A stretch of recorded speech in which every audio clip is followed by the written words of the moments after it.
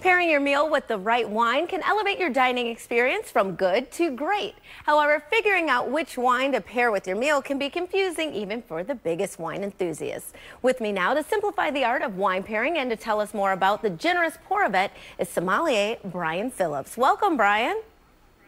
Thank you. Thanks for having me on. Happy to have you here. So tell us, what are some of the recent trends that you're seeing when it comes to wine? Well, right now, rosé is really hot. It's the summer, but I think it's really going from just a summertime drink to year-round. And I think that a lot of the expressions of rosé have just gotten better over the years, and I think people are really picking up on it.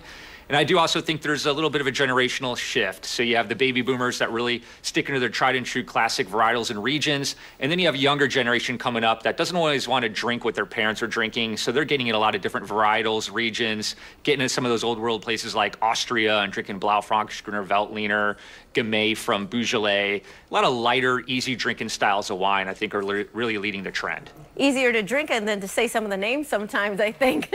How do you choose the perfect wine to go with your meals? You know, that's a tough question. There's a lot of rules. I say put those rules aside. Number one, good with good. Good food with good wine always seems to work. But if you had to have some kind of guiding rules for like a wine dinner experience, you want to start with light-bodied wines with light-bodied food. So match the weight of the wine with the weight of the food. Shellfish, seafood, crisp white wine, red meat, steaks, things like that. You want something a little bit bolder. A Cabernet Sauvignon, Merlot works really well. Interesting. So can you share some of your favorite pairings?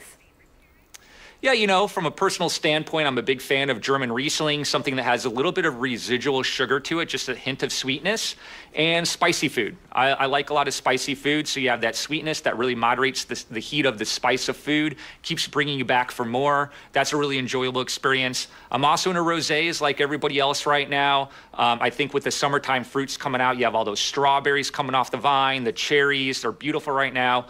Rosé matching up with that's perfect. Interesting. So tell us more about this generous pour event. I'm hearing a little bit about it. Yeah, so a lot of people are nervous to do pairings and they get that wine menu and they freak out, they don't know what to do. So the Generous Pour is our summer wine event. It starts now until September 2nd. And the servers, our service team, will do all the work for you. No matter what you order, they will find the perfect match and they'll take you through all 7 wines. We're featuring the wines of Dan Duckhorn, his soaring legacy. He started off in Napa Valley producing premium wines. He was one of the first 40 producers in Napa Valley doing so. And he's expanded into other regions, including even Red Mountain in Washington State. And so we'll take you through each one. You get to try as much as you like for $28 with dinner. And so where can viewers go for more information on this?